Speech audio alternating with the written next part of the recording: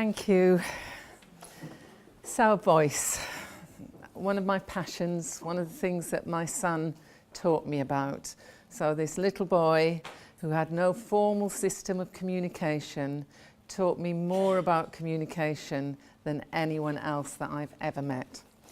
So I want to start this session by reading out, after Kim's death, I was really lucky that I got invited to do different bits of work. And one of the pieces of work I got asked to do was a piece of research looking into the experience that young people, teenagers with learning difficulties in the UK had of access to mainstream leisure. So I wanted to reach as many teenagers as I could, so I put a little piece out in a national disability newspaper. And I started to get responses. It was before the days of computer. We were just on the cusp of everyone having computers, but everyone didn't. And one Saturday morning, a letter plopped through my letterbox at home. And I opened it, and this is what I read. I will tell you the story of this young man once I've read you this. I want to write about my leisure time and about my opportunities for enjoyment with other young people of my age. I am severely autistic and so need my mother with me at all times. I want this to change, and I am sure that someone else would be able to take me to the places I frequent at the moment. I am worried that it is exhausting for her as she is getting older and I am very energetic. I want to find people who will take me ice skating, climbing and trampolining. I need people who will learn my method of communication, which is facilitated communication. And I sadly feel that I am too isolated at present. I am at a wonderful centre, but after I come home, I am alone with my parents. I am awfully in need of alternative sources of support. I am also pleased to say that I can type alone now, but need more facilitators for validation purposes. Do people know what facilitated communication is? Yes? No, some knows. Very quick explanation. Facilitated communication is where someone either has a computer, more often a computer these days, but in those days, Ossian, this young man, just had a little book with the alphabet on it. But he couldn't point to the letters. He needed someone to hold his shoulder, and it's slightly different for each person, but they need some kind of support. So Ossian needed someone to put pressure on his shoulder to hold that back, and then to give him a little bit, put another hand there, he'd put his index finger there and push against it, and that enabled him to point to the letters and make up these sentences. So that's how this was written, letter by letter by letter, and that's what he's talking about, that some people didn't believe and some people don't. There is a huge controversy around the world about this method of communication, and Australia is right at the centre of that controversy, but it needs to be validated sometimes, so that's what he meant there. I think that people are doubtful of my abilities because I am autistic, but I am as articulate as the next man. However, I need the reassurance of a trained facilitator who can rescue me if my motor problems overwhelm me, which happens if I am tired or unwell. I am awfully dependent in my impaired state, but it is made worse by a culture which has little value for a person who cannot stand up on his own 2 feet. I can stand in the literal sense, but I need help with my communication, and I am appalled that my dependent state is seen as a reason for my being killed as a fetus if the defect had been known before I was born. I think that I have something to offer other people, in that I am lacking some of their cynicism and sophisticated attitudes, which often mask an ignorance of the essential aspirations that should be the first preoccupations of all people. People have forgotten the importance of simple qualities such as kindness and self-sacrifice for those weaker than themselves, and that there is a moral superiority in a person who perceives such needs and is prepared to put themselves out to help an impaired fellow member of the human race. I am waiting to find such people, and then I will take off and soar like a bird. So this was the letter that landed through my letterbox, and it was like, wow, I've got to meet this guy. So in the months that followed, I did meet that guy. I went down to meet him and his mum in London and got to know them, got to talk with them, had the privilege of becoming part of their family for a while.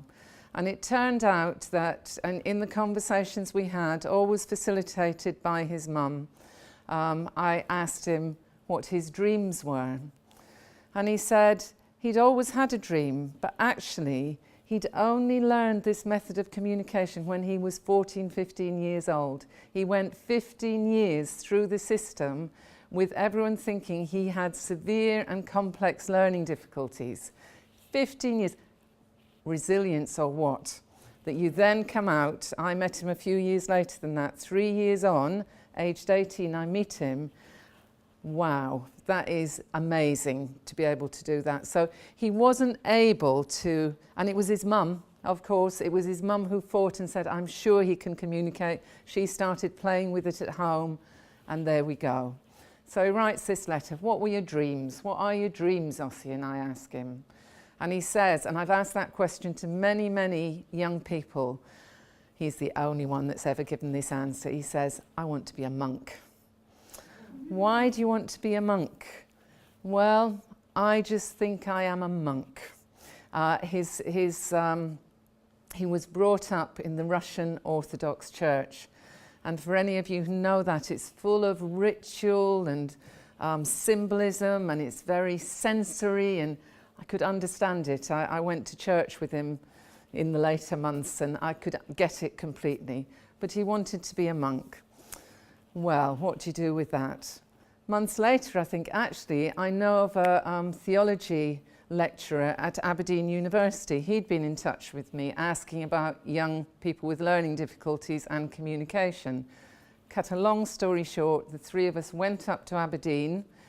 The lecturer there had never met anyone like Ossian. Ossian was quite amazing. His impairments were, he was full of impulsive, compulsive movements in his body. So 1 minute he'd be typing out incredible sentences like that. The next minute he'd be in one of these lockers, jumping from one to the other and unable to control him. So these lecturers were, wow, this is amazing. But they were brave enough. The University of Aberdeen, Aberdeen is right in the, well, not quite the north of Scotland, but it's the northern part of Scotland. And they are the university for the Highlands and Islands in Scotland. So they were used to lots of distance learning. So they fell in love with Ossian, and they agreed to take him on as an access course because he'd been in special education. He'd never done any exams. There was no proof except for this that came out. And he started to do that course. And after a few months, I couldn't understand his essays. You know, I was doing a PhD at the time. I should have been able to understand his essays, but he is so clever, so clever. So, voice. There was a young man whose voice just nearly went completely unheard. It nearly went, if it had not been for his mum, and it took her some time because she was on her own kind of breaking through the things. But in each and every young person with a disability, however complex, however profound, however bad, whatever language we use, it is always possible to find a voice, always. So there are post-it notes that we put round, and I've got more. And I want you first just to not think too hard about this and not think too long, and there's no right or wrong answers. You know, this is not a test, but I just want you to think about how it feels when you have felt that you have not been listened to. So it's just how it feels if you've been talking, and this can be in any situation at any point in your life, but you felt that whatever you've wanted to say has not been listened to. And just write down, and it could be several things that you felt. And then when you sit back down again, if you could think about a time when you have been listened to, and you've been listened to really well, and what that felt like. Okay, thank you for doing that. I'm going to read out just a flavour. And I can tell you the themes are pretty strong. And I can also tell you that I have done this exercise hundreds of times with different groups, and you're saying exactly the same thing. So this is universal. I've also done this activity with children and young people with disabilities of all sorts, and the responses are exactly the same. So when we're not listened to, words come up like frustrated, angry, disempowered, inadequate, unworthy, resentment, loneliness. I felt that I didn't have something worth saying, despair, hurt, distress, hopelessness. I lose interest in the other person, invalidated, insignificant, unconfident, like I don't matter, shut down, disempowered, made to feel ignorant, stupid, and so on. And that's for all of us, all the time. When we're listened to, conversely, happy, valued, empowered, in control, loved, cared for, grateful, understood, relieved, supported, heard, proud, validated, confident, energized, relieved, sense of achievement, making a difference, what I have to say is important, and so on. I can easily, if you'd like to, I can easily type these up and get them back to you so you have them. But for children who don't have a formal system of communication, or who have a communication impairment in some way, don't need to say too much, do I? The emotional response inside is exactly the same. If we are wanting our sons and daughters to grow up, as Nicole was saying earlier, to have that ordinary life, as we were talking about earlier this morning, to be resilient, this is our first step. This is our first step.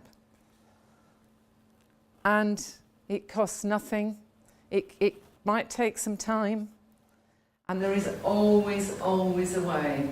I showed you that photo this morning of my son, the last smile. His communication, he didn't have very many words. And he certainly didn't have any words. His first words were age 5. And they were Tina Turner. Out it came, Tina Turner. And he got a few more between 5 and 10. He loved noses, so he'd point at people's noses. We'd be in a shop and he'd point at someone's noses and say, who din at, that's who's this, who are you, hello, that kind of thing. But then as he got more poorly, he lost the ability to speak at all. So then it would be, I'd know what he was feeling through his body language, the tension. It's something like 95% of our communication we pick up through each other's body language. So you'll be hearing what I'm saying, but you'll be gathering more from what my body is saying. You'll be gathering whether I'm being authentic, have integrity through that. And we read each other all the time, but somehow we forget that with children with communication impairments. This is ordinary stuff. I've forgotten my trail now. So for children, yeah, my son, that's where we were. So we'd lost, he was getting more and more poorly, and in that photo, he wasn't able to move anymore. So I couldn't read his body language because he didn't have any tension in his body. That was the last smile. His face was passive for weeks, so I couldn't read him that way. But I learnt to read what he wanted and what he didn't want through his breath. If his breathing got stressed, stop what you're doing, please.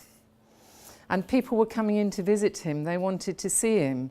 So they'd bring him just before Christmas. Can I give him his Christmas present early? Yes, of course you can. And then I'd hear his breathing get all stressed, and I'd have to say, really sorry. And people had gone out and bought these special presents. Really sorry, just can you put that down? Oh, can I come back tomorrow with something else? Sure, do that. Come back tomorrow with something else, breathe and get stressed again. Really sorry. Made another huge effort. And eventually I said, just sit down, hold his hand and just be with him. Don't speak to him, just be with him there. And in that way, through listening to his breath, he was able to be in control of his life and his death. Now, if that can happen with a child that is so poorly, so weak, so everything, then it can happen for every single child. Every single child at all times, no matter what their communication difficulties are. It just has to be that way. And if we do that, then they are going to feel really good about themselves. And if we don't do that, we're putting that in danger. And as parents, with schools, nurseries, we have to find ways, this is part of our responsibility as parents, to help other people. We're lucky, we're the parents, we get to spend lots and lots of time with them. They will teach us. They're our teachers, but they can't be everyone else's teachers as well. So we have to find ways to share what we know about our children's communication. So, just shout out now some of the ways that your son or daughters communicate. Again, no right or wrong. Gestures, words.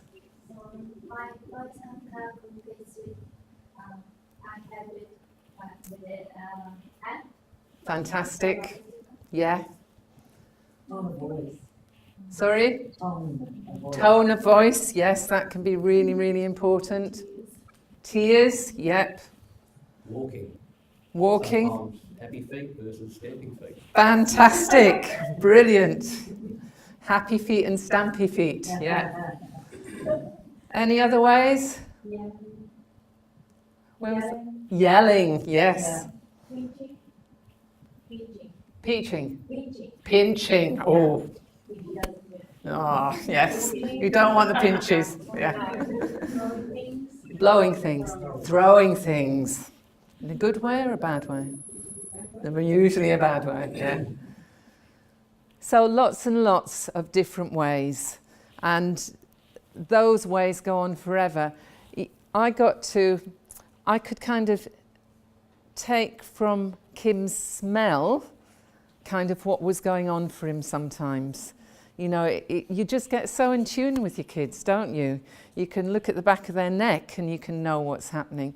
And it's using those and feeling confident about putting those across. So what I'm going to show you now, before that, I just want to give you, this is Micheline Mason again, this wonderful woman who I gave you a slide of this morning. I'm going to read this one out because her definition of listening is so, so helpful, and again was something that I would come back to. So listening is more than pointing your ears in someone's direction and computing the words that come out of their mouths.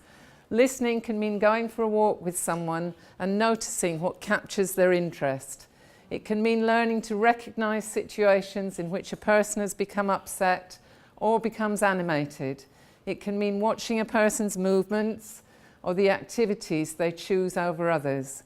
It can mean creating opportunities for that person to experience new things and observing their response. It can mean holding a person when they cry. So again, we tend to be kind of quite, down a little tunnel when we think about listening, but it's all these things, and these are things that you'll be doing with your children all the time, but when it comes to describing how our child communicates, we often don't take in the full range. We think of it in a much narrower way. So what I wanted to share with you was some of the tools that I found, and these are used in the UK quite widely. They may well be used here, I'm not sure. But it was all that stuff. When I was a young parent and I'd say in a meeting with school, but he doesn't like this. Well, how do you know he doesn't like this? And if I'd have had tools like this, I could have evidenced things and I might have been more credible. But quite often I was seen as a little bit of a crazy mum. And though it was, that's just what she thinks. So I'm going to get on to thinking in this workshop about making a distinction between what our child wants and what we want. But we have to show people that that's what we're doing. So a communication chart is a really easy way to be doing this. Do any of you use communication charts at the minute? No. So really, really simple. And this was something that I took from Kim. Kim would, if he was really happy, he'd kind of get a noise in his throat and he'd flap his hands. If he was really angry, it would be the same, but the tone of that noise in his throat would be different. So when he came home after school, when he was at school, what happens? He scratches his head and makes excited noises. We think it means he's glad to be home. He's saying, hello, Mum, hello, Jess. Really glad to be home. So what we do, we take his coat up and make a fuss. Now this can then be used if I'm not in one day and I have a babysitter or someone else, a neighbour there, a friend there. They then know that this is what happens at that time. Another time, and I was so guilty of this, and I'm sure many of you parents are too, I get tea ready, I say, right, it's tea time now, and then I think I need to take him to the toilet. So I take him to the toilet, having told him it's tea time, and he goes bananas. So he's making the same noise in his throat. He's hungry and he wants his tea, and I told him it was tea time. So what we do, I have to try and remember to take him to the toilet before I tell him it's tea time, and other people, and so on. I'm sure you can get the picture from that. But this is a powerful little tool, and you can use it for any situation. If your child goes into hospital, you just do it for that. Going into school, first day at school, playgroup, nursery, whatever. And you keep changing it. And then you get the educators working with your children to do the same. And it makes it much safer for your child. It's part of safeguarding your son and daughter and making sure that other people understand them. Now, I can't remember, I haven't shown you this slide, but you can do a communication chart the other way round. And I can send all these templates to Silvana so that you can have them. But it's how the child likes to be communicated with, because that is equally important. So if I was to ask him a load of questions, do you want to go, I don't know, or even do you want potatoes, rice or pasta for tea, that wouldn't make any sense to him. I'd have to break it down and I would have to show him. So if I wanted to ask him that question, I would have to show it. So I can put that in a communication chart. And then if someone else is in the house, or if he's at someone else's house, they know what to do. And it gives him some control. It starts to give him a voice and allow others to understand that voice. I'm going to whip through these things because we've got so little time. You can actually spend, I don't know, a whole morning looking at tools like this. This is a really, I've got 5 minutes. This is a really great one, good day, bad day. It's kind of what makes your child happy and what makes them sad. And then, of course, you put away the bad day and you concentrate on that and you build on things like that and you show other people.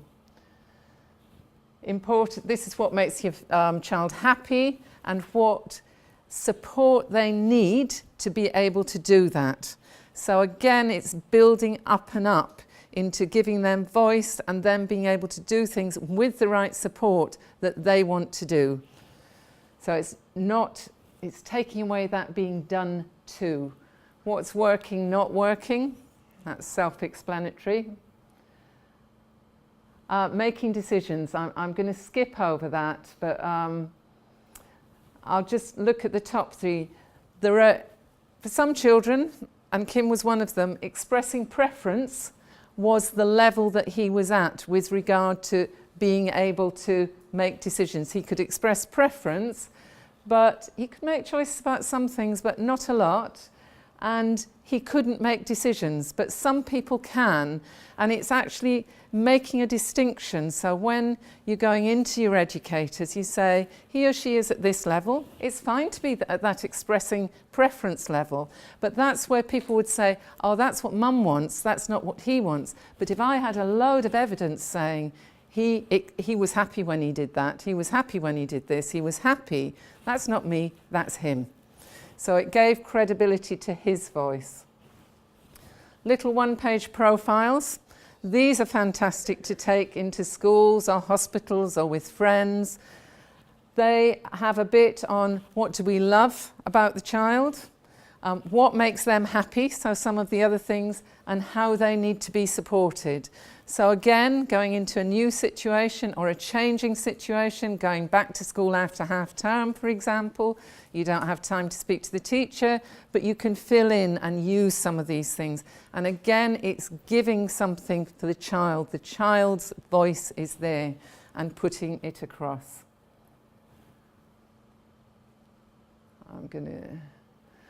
This is a really important one. Where do our voices end? The voice of parents, particularly when we've got young children, and their voices begin. And we just need to find a way through that. And we will make mistakes as parents. Sometimes we'll say things and we'll think afterwards, actually, that's what I want. It's not what he wants. Or that's what he wants. It's not usually that way around. But the thing here is not to beat yourself up too much about it, but to make sure that you begin to make that distinction so that you have that mindfulness, that awareness that your voice is in there. And sometimes it needs to be your voice, you are the parent, but other times it needs to be theirs. And just making that separation. And again, that allows for individual growth and a separation. Now, this was something that it is possible. I've worked with a school that really tried to put the voice of the child at the centre of the curriculum. And it started with using some of these simple tools, adding to that little toolkit we went through, but basing the education and the curriculum around the interests of the child. So what makes you happy? What inspires you of your child? Well, you put that at the centre of the curriculum. So a child who is disengaged with school, you can begin to engage them again through listening.